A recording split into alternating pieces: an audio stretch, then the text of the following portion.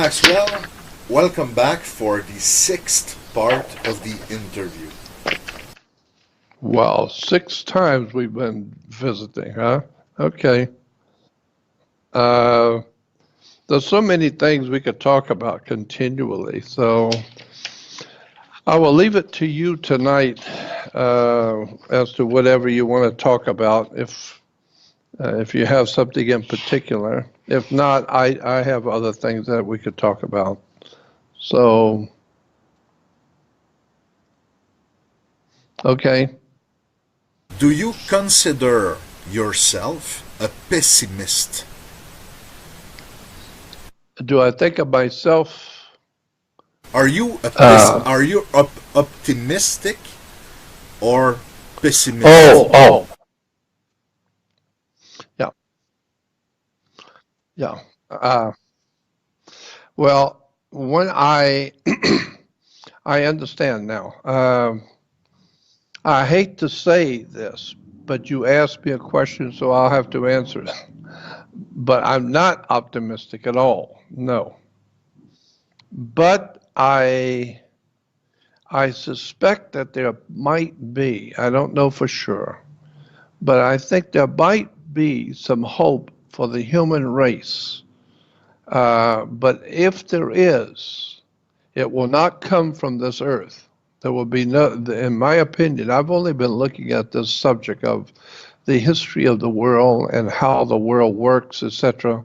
I've only been really doing this for almost 60 years, looking at these subjects of banking and commerce and government, religion, politics, etc. And so after 60 years of really studying these subjects over and over and traveling all over the world and talking to people and doing research in many different countries of the world and looking at and also being intellectually honest. That's something lots of people are not. I try to be intellectually honest. If it's true, I want to admit it's true. And I don't feel like uh, making a situation seem better than it is. I don't want to make it seem worse than it is, but not better than it is. But in all honesty, after looking at the world and studying it for as many years as I have, I started back in 1959. That's about 56 years ago. When I began to really start studying the way the world works. So for 56 years, that's all I've been doing, is looking at behind the scenes, how governments work, how commerce and banks work, and where do religions come from, and how the world actually works. And so very few people know what I'm talking about, but I've been doing this for almost 6 decades. And so in answer to your question, am I optimistic? No, I am not optimistic. Um, I'm very afraid that the human race, not just America, not just North America and Canada, but the whole entire human family on Earth, are not sufficiently educated to the whole picture of who we are as humans and where we've come from and how did we get here. And of course, all of the dark secrets about government and political powers in the world and the ancient history of the earth. Way too many people are just not aware of any of the really dark ancient truths, and so and I'm sure that one of the main reasons why people aren't is because they're too busy living their lives to think about what this earth was like 3 million years ago or 300 million years ago. or what it will be like 500,000 years from today. But those are the kind of thoughts I entertain continually. And I do research, and I've talked to scientists and physicists and astronauts and clergymen and politicians and all kinds of people all around the world on all kinds of subjects. And so the bottom line is that after all these years of traveling, I'm not I'm not very optimistic at all. However, having said that, there is at least the possibility that there is a higher force in the universe that we humans call God. I don't know what God is, but I know what it isn't. God is not on TV, is not on radio. God is not in churches or in synagogues or in mosques. Um, so how would I say? God, to me, God is dog spelled backwards. And so when you talk about optimistic about the human family, you have to understand who are we as the human family? Where did we come from? And go back into our history and look at all the things that you've never heard before. And look at all of the ancient things that we do know, that some people do know, but most people don't know.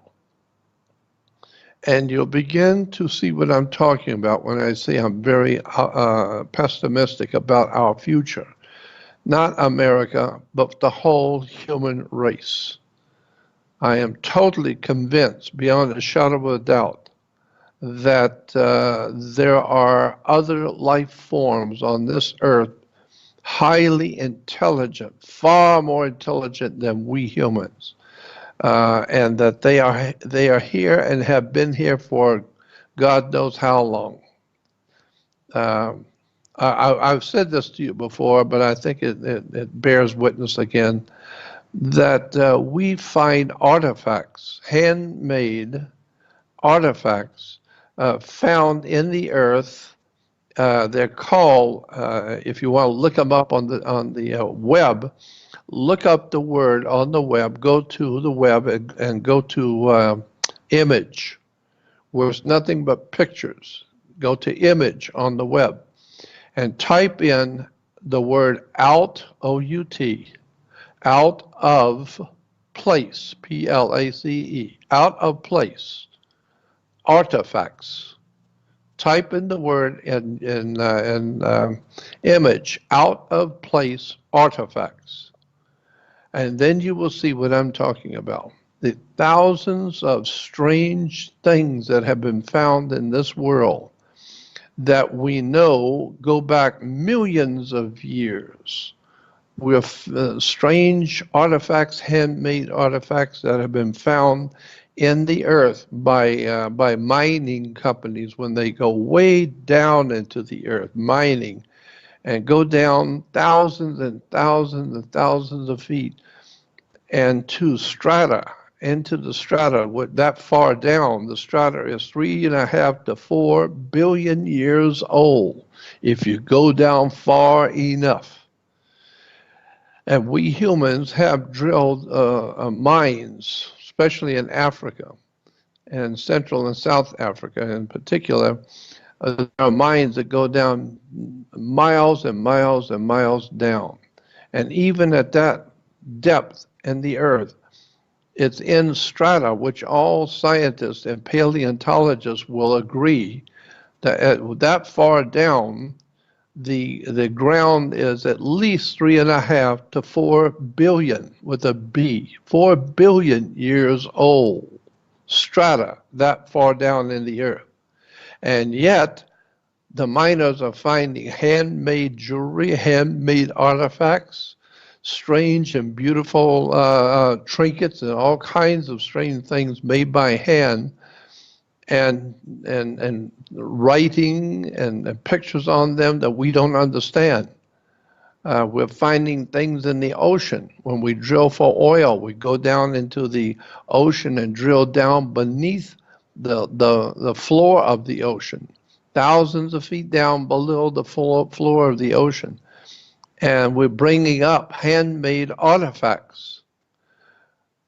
It doesn't take an astronaut or a brain surgeon to think and figure out if you're going down that far down into the earth, where all paleontologists and all geologists will tell you that at that depth in the earth is 3.5 to 4 billion years old, and you are finding handmade artifacts, trinkets and bracelets and all kinds of strange things made by hand, that tells you that somebody was on this earth 3.5 to 4 billion years ago. And they knew how to work metals. They knew how to work with gold and silver and metals. They knew how to carve. It was a phenomenal. Some of the things that have been found, which are extraordinarily ancient and brilliant things which have been found, which prove that the earth is far, far more older than you think it is. And I don't want to say humans, because I don't think there were humans, but there was intelligent life, actually highly intelligent life on this earth 3.5 to 4 billion years ago. And that's a fact.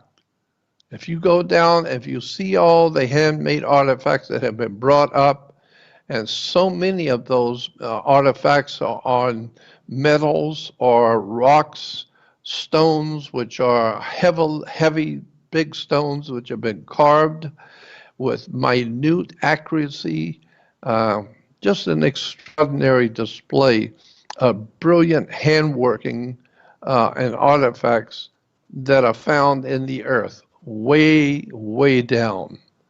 And so there's no doubt in my mind that intelligent life, I'm not sure they were human like us, but intelligent life has been on this earth, and the earth has gone through many, many chaotic catastrophes and destruction.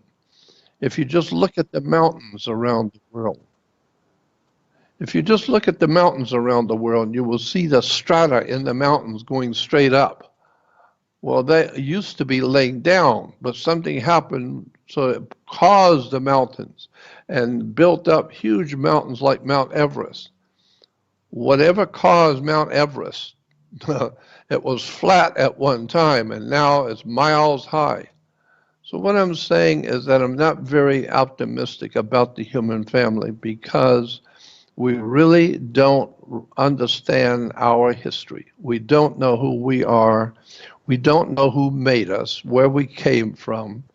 And most of us listen to religious leaders who know less than you do, and yet they are out pontificating and telling everyone what the real truth about God is, when in point of fact they have no idea in the world any more than I do or you do. And so I think the worst thing that we have done is trusted our leaders to tell us the truth, when in point of fact they don't know what the truth is. And if they do know, they're not going to tell you anyway.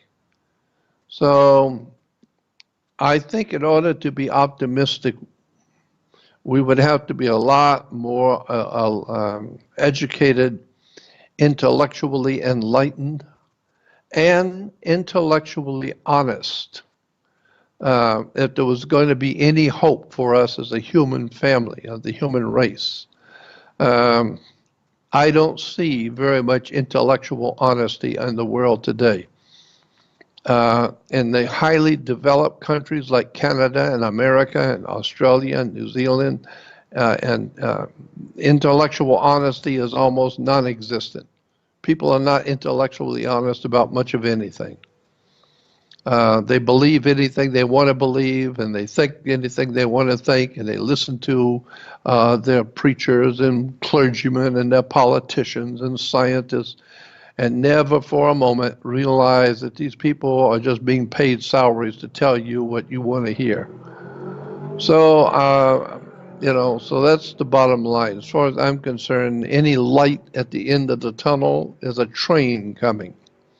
I don't believe the human race has what it takes to extricate itself or to get out of the ignorance, the stupidity, the backward, the silly nonsense that we live as humans. I don't think we have what it takes to really look at the world for what it really is and where we've actually come from and be able to save our human family on the earth. I don't think we have that ability. I think we're too ignorant, ill-informed, unread, and too propagandized by organizations around us that tell us all kinds of lies, and then they feed us alcohol and drugs and entertainment. So I'm just giving you a general overall picture of why I say I'm not impressed with the future of the human race, because the people have no power around the world. People have no power to do anything. And the reason why is because knowledge is power, and the people have no knowledge. I mean, even the scripture says that. In the Old Testament, God says in the Old Testament, my people are dying from a lack of knowledge. My people have no knowledge of what's going on, and therefore they're being used, they're being played for fools, they're being tricked and deceived. I mean, the human family is like a child. We're very childlike. We believe, and we believe that our leaders care about us and care about our country, and never realize for a moment that the people in power today don't care about you. Banks don't loan money. That's against the law for a bank to loan money. But people say, well, I've got to borrow money from the bank. You can't borrow money from a bank. Banks don't loan money. People don't understand how a bank works. So again, until you understand how the world works, there's not going to be any hope for the human family. This is what I do. I continually try to educate people little by little by little, hoping that one day people will begin to wake up from their lethargic sleep and start realizing how much they've been lied to, how much of what they believe is not true. And maybe if enough people wake up and get the message, maybe there's be some hope for the human family. But the most important thing that we really need to perfect ourselves in is to be intellectually honest. People will see things they don't want to see, and they will act like they didn't see it, and they will act like they didn't hear something that they didn't want to hear, and go on about their life. Well, then what you're doing is, like the scripture says, the Bible has Jesus saying, you have eyes, but you don't see. And you have ears, but you're not listening. And with your heart, you don't get the sense of it. So I think that's the big problem. Intellectual honesty. People see things, but they don't want to admit it. I, on the other hand, at 76 years old, I don't mind admitting it. The whole human race is in a jungle of prisons, lies, deception, corruption. It's really too bad. It's really too bad. But if there is a divine presence, if there is a God, if there is some higher power, shall we say, then maybe there might be some hope for us. But if it's just if we're depending on ourselves to pull ourselves up and to make a better world, it's not going to happen. You only got a handful of people who have that kind of spirituality, intellectual acumen, knowledge and wisdom, and are intellectually honest that could do something. While on the other hand, you got 7 billion people who couldn't care less. They're having their beer parties and drinking their beer and working and slaving away like slaves, and they couldn't care less about anything intelligent, anything dealing with wisdom and knowledge, scientific. People don't care about those kind of things. They're watching television and movies and entertainment and drinking their beer and their wine and whiskey and watching the ball game. The human race really doesn't care about the future. And that's why we don't have one. So that's my answer to your question. Am I optimistic? No, I'm not really optimistic at all. But having said that, there may be one higher in the heavens than we are who is looking on and might intervene in our destiny and do something to help us as a human race. I'm not talking about Jesus coming back or Buddha being reborn or any human savior, Messiah coming back to help us. No, I'm not talking about that. I'm talking about something in the heavens that is over all mankind that may change the history and the destiny of the human race. But let me tell you something. If there is a God and that God is going to do something to save the human race, it's going to be terrible, because the wickedness and the ignorance, the stupidity, the violence, the criminality of the human family is going to require a horrible situation to turn the human race around. I mean, we read in the Bible that there was a worldwide flood that killed millions. That's what I'm talking about. If you're going to clean up this world, it's going to require some really drastic measures. So I try and do what I can to educate people. I try and do what I can to encourage other people to read and study and question and begin to think on your own and turn off the television, turn off the news. There is no news. Turn off all of the communications and think for yourself and read and study and question everything. That's the only hope I see for us. And not many people are willing to do that. So that's my view. I'm thinking exactly like you, Jordan Maxwell. I don't put my faith in humanity anymore. I think like you, there will be in the future a divine intervention, or I don't know what, but it will not be human at all. That's right. That's what I said. If it's going to be any help coming, it will not be from us. And if something divine, implying something from out there, from the heavens, if there's going to be something coming, it's not necessarily going to be good. Because, maybe there's wickedness and evil out there. And it's coming here. Well, we're already wicked and evil enough, unless we got some others who are really wicked and evil, and they're coming here. That idea is not foreign, because Christianity teaches about demons and devils in the last days and the end times and all the dark and evil things which are to happen on the earth. And all of the different religions in the world talk about the poltergeists and God and the demons and ghosts and devils and all that kind of thing. So I'm saying even if there is some kind of an intervention from out there, it may not be good. It may even be worse than what we've got. So I just do the best I can each day to read and study and question everything. But ultimately, my real love, the thing that I really love studying, has always been theology and religion. Because in government and commerce and all the things we live with every day, I say it all the time, I'm not the world's foremost authority on anything. But I have been looking at theology and religion and the ancient world religions for almost 60 years. I know something about the ancient, prehistoric and ancient religions of the world and how they are impacting us today.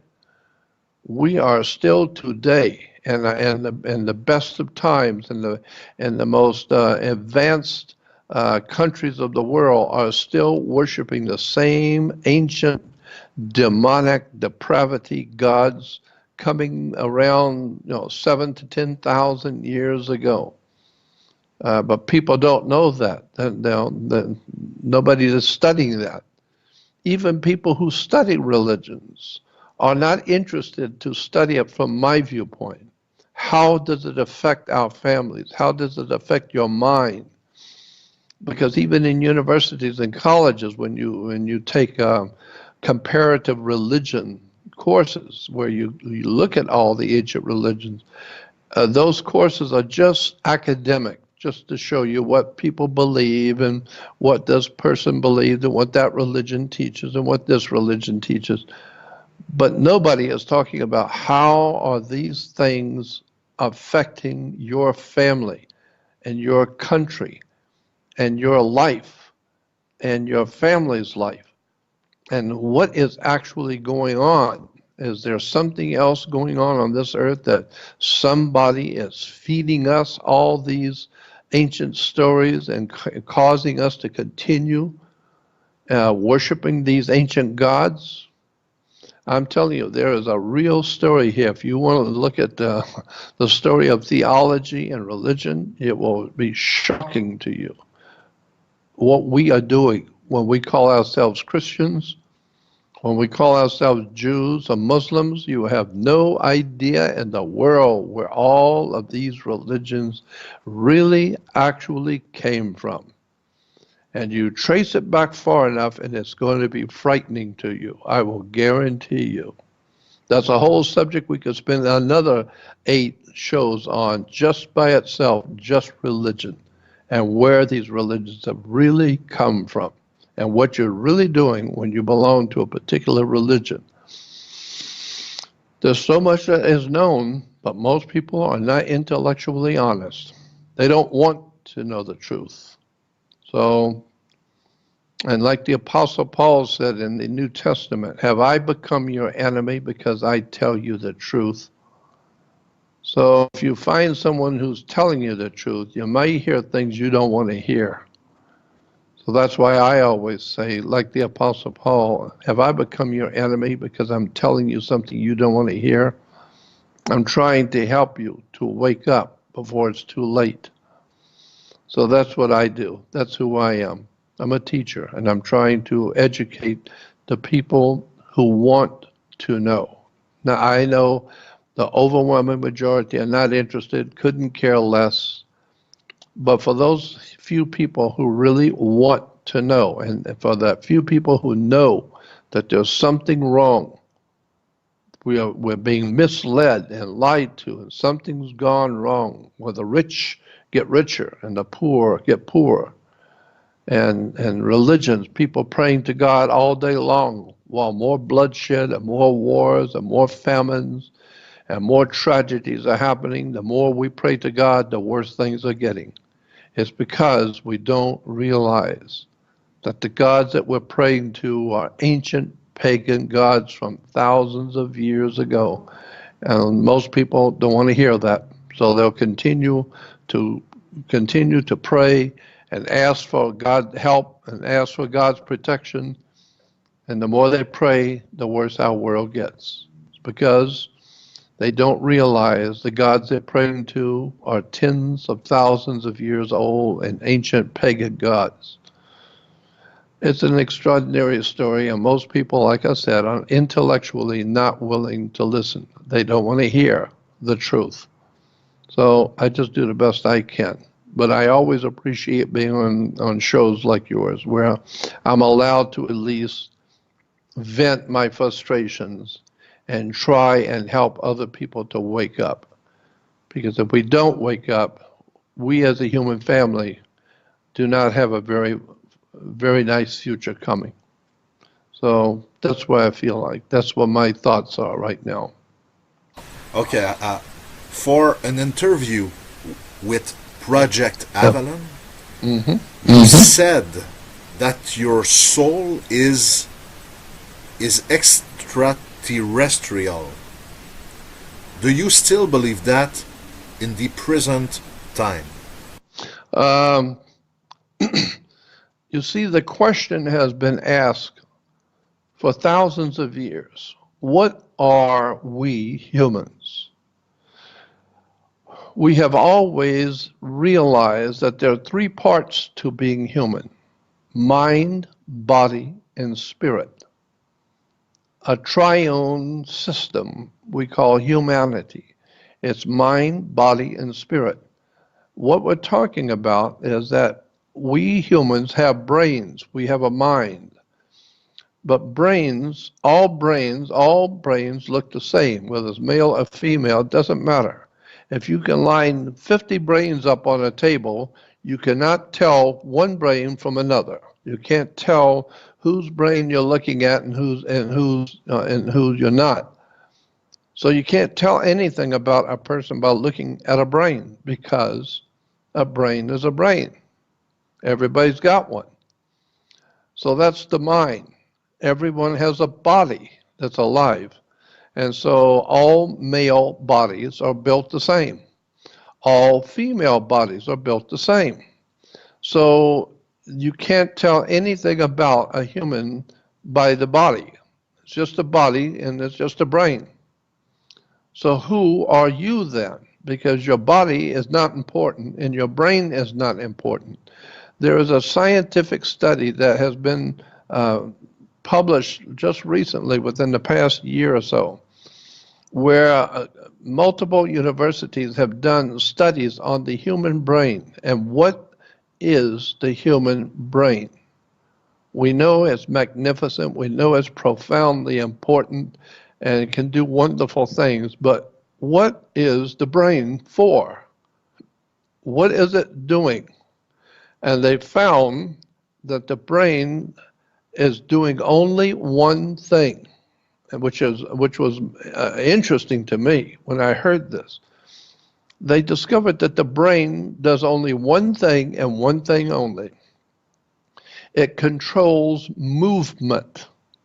It controls your brain controls your body to move, your arms, your legs, to eat, to run, to play. Your brain controls the body's movement, period. And therefore, it has nothing, your brain has nothing to do with your thoughts, how you view things, how you think, your imagination, your creativity. That is not a part of the brain at all. So we now know that the body is just a body, and the brain is just a brain. But what are you personally? Where were you 1,000 years ago?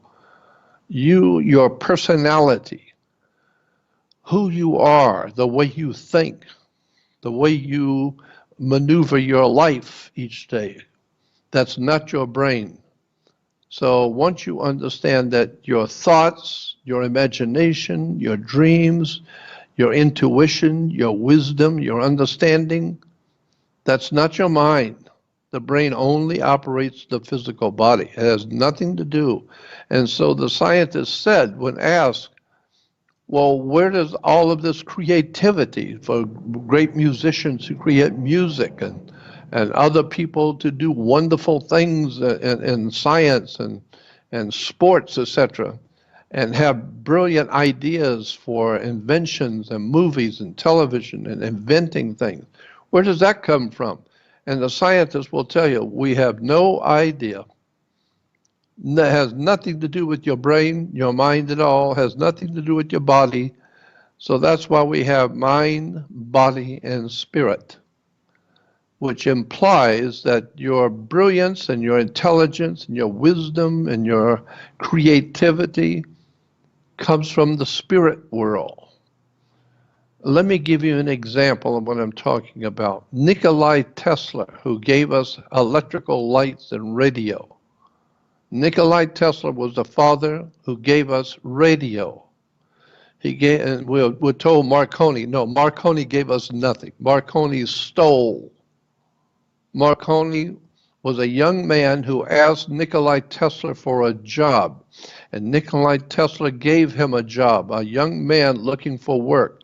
And the great man, Nikola Tesla, gave Marconi a job. And Marconi, when the old man was not in the office and not in the laboratory, Marconi copied many of Nikola Tesla's research and work, and then quietly, like a thief, went and copyrighted all of Nikola Tesla's work and put his name on it. But it was found out what he was doing, and that he was a thief and stealing the great man's work and all of his writings. And so Marconi didn't give us radio. He didn't give us anything. He stole. But Nikola Tesla gave us electricity, radio, radar, all kinds of marvelous things that we could do today. But it was the man, Nikola Tesla, who gave us all of that wisdom and knowledge. But here's my point. Many years ago in New York City, Nikola Tesla was honored as one of the greatest mathematicians and greatest inventors and scientists the world's ever known. And so the dinner was held for him in New York in a big hotel. And all kinds of famous people from around the world came to honor the great master inventor Nikola Tesla. And after dinner, he got up to address the audience. And Nikola Tesla said, and he was about 85 years old when he was giving this lecture in New York, Nikola Tesla, the father of electricity, television, radio, all the electrical that we have around us today, he gave us. He's the one that invented it. Well, he said in his lecture to the audience in New York at 85 years old, he said that every night when he goes to bed, he leaves a pad and a pen on his night table next to his bed. And he said, each morning when I wake up, the pad is filled with a particular invention.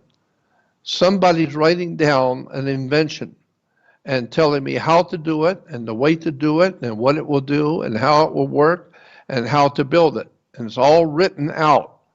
And he said, I just take the pad. I didn't write it. I was sleeping. But it's a whole pad full of design and how to do this, how to build it, what it will do. And he says, so I go to my laboratory every morning and just do what the pad says. I don't know. And it works. It works. And so he lit the world. And he was a brilliant man, extraordinarily bright, wonderful inventor, scientist. But even he said, my greatest inventions were given to me by somebody who's writing on the pad when I'm sleeping. So that's what makes me believe that there's a higher power in the universe that's watching us, and it's using us like a tool. We do the same thing in governments. We use people to do things that we don't want to do ourselves. Governments will use people to accomplish things. Employers use people to do things they don't want to do, but they'll hire someone else to do it. Well, I think that there is some sort of a system that today we call the matrix. I call it some sort of a spiritual presence in the universe that is obviously higher intelligences are watching us.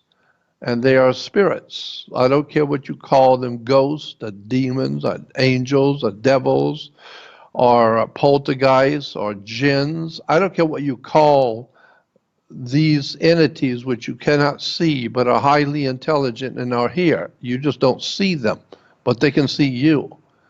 And they are leading us. They are giving us knowledge and technology little by little by little. They are giving us information and knowledge. I have heard so many different scientists, astronauts, philosophers talking about this subject in private. So I know what I'm talking about. Scientists around the world know that all of these great strides that we're making in the world today with technology, somebody's giving us that knowledge. We're not that smart. We're not that smart to know. And like Nikola Tesla, one of the brilliant most brilliant men the world has ever given us. Even he said, I wake up in the morning and it's all written down for me. I just follow what's written down and I light up the city. I light up, I invent radio. I didn't invent anything. It told me how to do it. So somebody is leading us. And that leads me to believe that somebody else in the universe, far wiser than we are watching us, and they're leading us in our evolution, or actually the better word would be intervention. They're intervening and bringing you along and giving you knowledge and giving you ideas and concepts and belief systems, and they're leading you to believe something or leading you to invent something. That's why we say of famous painters and famous artists, we say they were inspired. Michelangelo with his carvings in the Vatican were just obviously inspired. What are you talking about, inspired? Inspired means to breathe.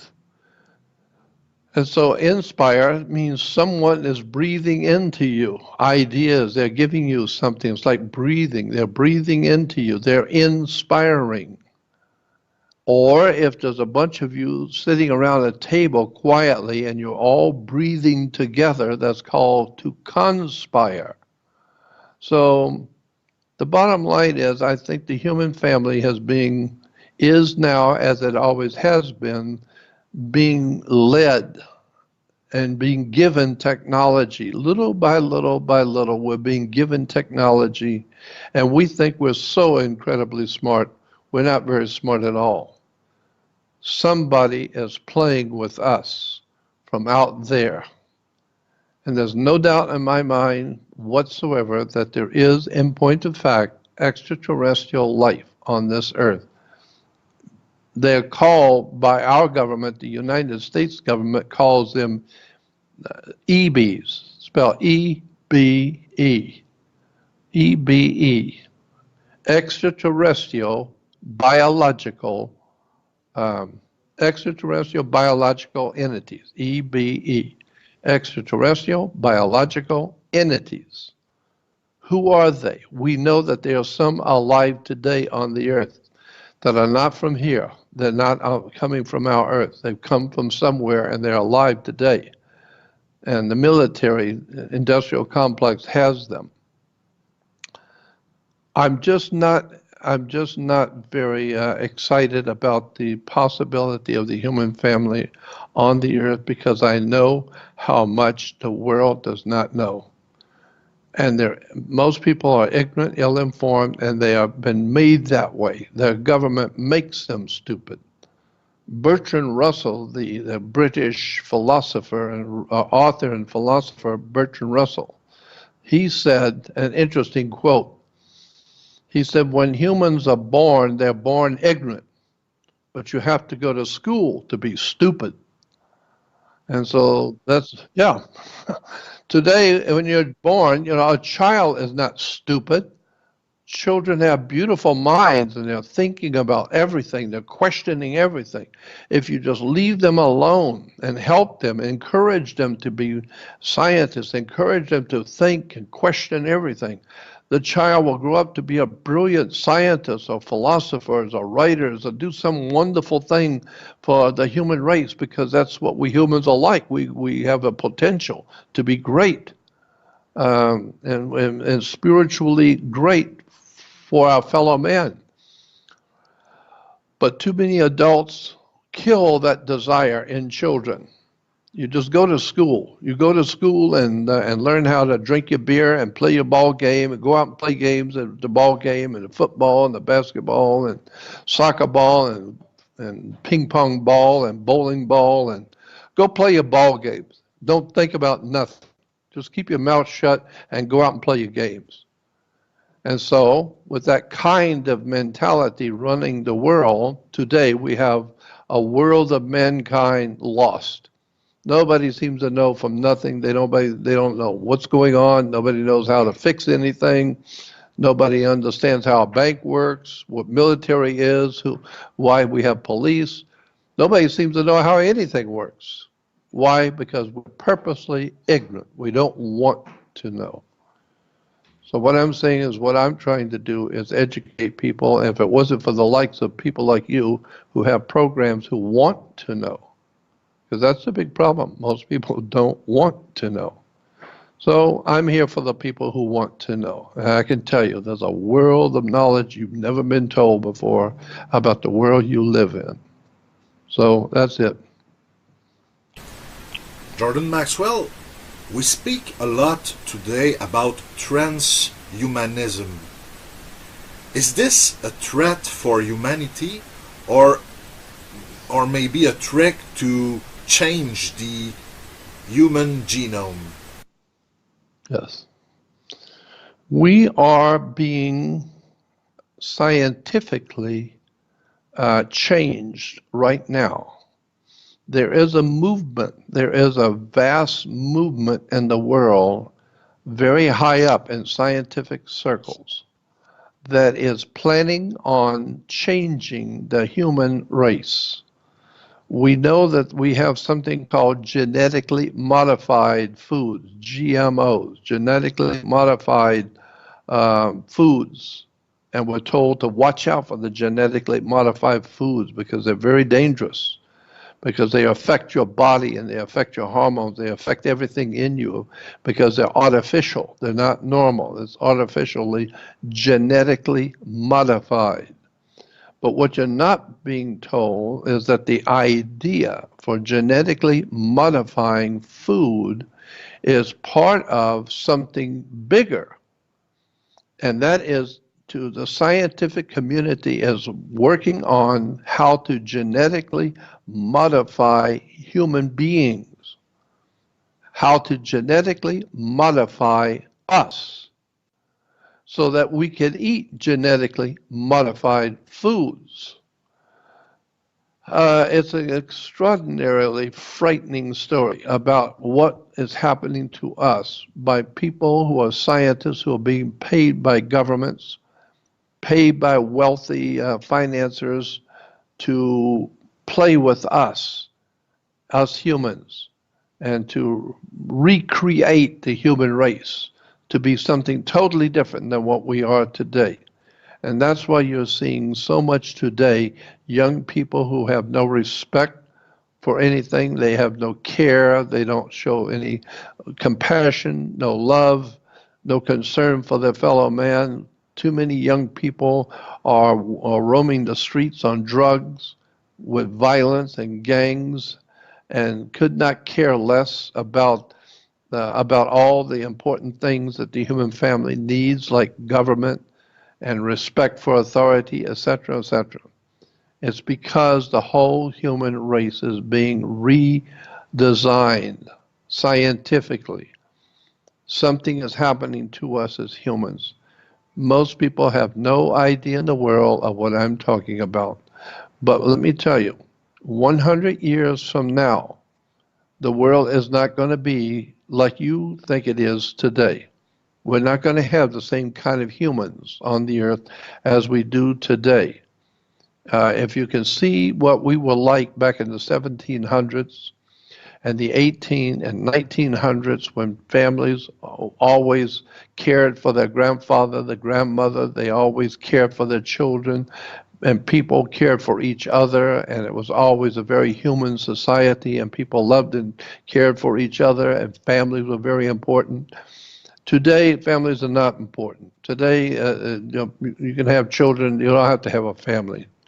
And little by little, we are losing ground on being human and caring about human things. Purposely, little by little by little, we're being propagandized into seeing ourselves as workers. All we know how to do is just go to work and do your job and pay your bills and drink your beer and be entertained and watch your movies and go entertain yourself. But the normal human creature, the normal human, knows there's something wrong, that they're not fulfilling their feeling for life. There's something dirty and wrong going on the earth. And that's why so many people, so many grown people, adults are turning to alcoholism. Young kids are turning to drugs. Um, People are turning to entertainments. And from there, you get into corruption, corrupt entertainments, alcohol, drugs, violence. And little by little, you get into wars and hatreds. Why? Because the human family on the earth does not have the spiritual grounding that it needs to grow as humans. We don't even know what spirituality is. We don't even know what the word spirituality means. The best we can come up with something called religion. That's not spirituality. Spirituality is an individual sitting and thinking deeply about your family, about your children, about your mother, about your family, and about your country and your friends and your family. And who are we and where did we come from and how do we protect ourselves and how do we protect the older people and the children. We're not able to do any of that. We're not able to protect ourselves, much less our family. Again, we don't have the power to change anything because knowledge is power, and the people have no knowledge. And so that's why, again, I go back to and say I don't have much of a hope for the human family because too many people do not want to know the truth. They're not interested. But for those few people in the audience, because I know in every audience there are going to be some who are very, very legitimately concerned about truth, and they want to know what's going on. Well, for those people who are really legitimately and de jure wanting to know what is going on in the world and where we've come from and where we're going, that's what I make myself available for. I have a website called Jordan Maxwell Show. That's Jordan, like the River Jordan, Maxwell, Maxwell, Jordan Maxwell Show.com. And on that jordanmaxwellshow.com, which is a podcast, just a small podcast, where I do a lot of little radio shows and people can listen to them all for free. But there's also another website that I have connected to my original Jordan Maxwell Show. And that, if you go on that Jordan Maxwell Show, you will see that there is a banner that says to join a research society website. I have put a research society website on the Jordan Maxwell Show. You can join that research society, and what it is just another website, but it has all of my research from over the years. It's huge right now, but it's going to get a lot bigger because I have not had the time or the knowledge or the expertise to do what I really want to do. But now I have professional people who have come in to help me. And so now I am putting all kinds of hidden knowledge, all sorts of hidden wisdom, videos, audios, articles, books, free ebooks, all kinds of people that you need to know about, articles about things you've never heard before. It's a whole research center. What I want to do is to create a vast, magnificent basis for all the occult or hidden knowledge of the world. But you have to start with my website, Jordan Maxwell Show, and then join my research society. It's right there on the home page. So again, I want to thank you for having me on, because if it were not for people like you and programs like yours, most people would never even know who I am. I've been doing this. I've been doing what I do, talking to audiences and talking about knowledge and wisdom and teaching people. I started back in 1959. That's 56 years ago. I am 76 now, But this was 56 years ago. I was talking and going around to bookstores and small little venues and talking to people, trying to get them to wake up and ask questions. So that's why I do what I do, because that's given to me to do. Maybe God has given it to me, I don't know, but that's who I am, that's what I do, and that's what I've always done. And that's what I enjoy doing now, is talking to people who want to know. And again, I want to thank you for having me on the program. This is the sixth time we've been on. So, but I thank you again. Jordan Maxwell, once more, thank you so much for your generosity, and I'm very pleased by the fact that it's the first time I see you on webcam. You look great, Jordan. Don't be ashamed. Oh, I'm not. I'm not very photogenic. I'm not very handsome. I don't expect to be at 76 years old. But what I do bring to the table is not my brilliance. I'm not the world's foremost authority on anything. I'm very smart enough to know how much I don't know. I know how much I don't know. So I'm not an authority on anything. But what I do hope to do, and what I bring to the table, so to speak, is all of my experiences in life. I've traveled all over the world. I've talked to scientists and physicists and philosophers and politicians and royalty. I've sat and talked with royalty, with kings and princes and princesses and politicians at the very top of America's political establishment, and secret societies and religious institutions and governmental figures and astronauts. I've been all over the world. I've talked to so many people about strange things that most people don't even know exist. And that's what I want to bring to the world. I want to bring knowledge that most people do not even know exists.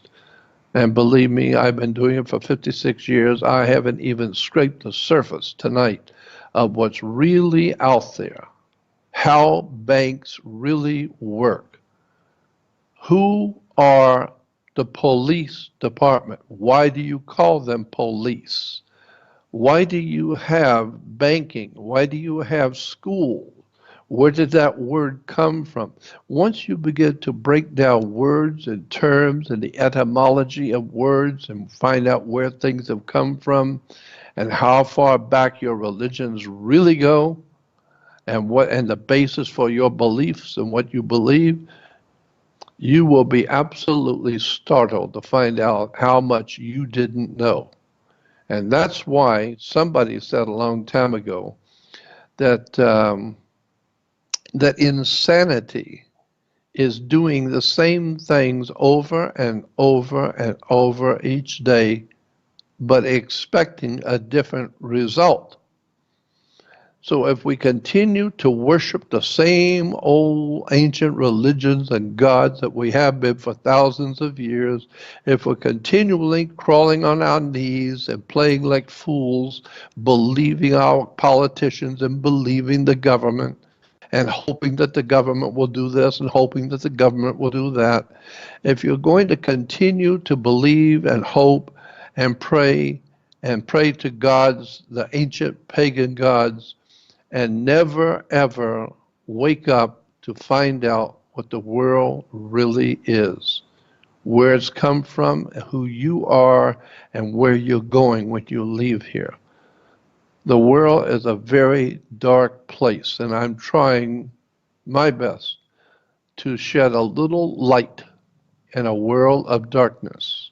So, like I've always said, and I try to say every time, I am not the world's foremost authority on anything. I am just an ordinary man pursuing extraordinary knowledge. I want to thank you for being on your show, too.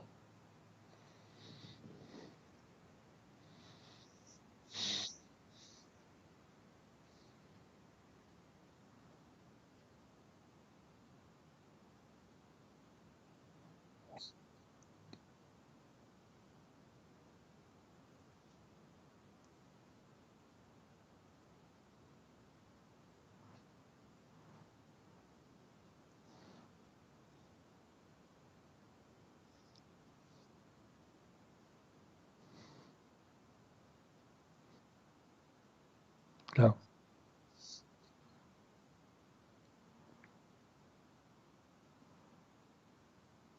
I would love to. We'll have to start a whole new session of shows, yeah, because there's so much I would like to, specifically talk about. If we want to get into religion, that's my favorite subject is religion. Where did the religions of this world really come from? Where do they really come from? And what is the words that are used in different religions? What do they mean? It's a really interesting subject, and so we could always do that later on too. So we can talk about government too. See you next time for another interview, Jordan. Have a good night, and You too. You that's too. it. And we will talk. We will talk again. And again, go to my website, Jordan Maxwell Show, and join my research society. Join my research website, in which I have all my books and videos and audios and articles and people that's important people that you don't know about. I have them on my website, people you should know about, places that you need to know, things you need to understand about the world you live in. Uh, Again, go to Jordan Maxwell Show and join my research website. And I want to thank you again. Let's do it again another time.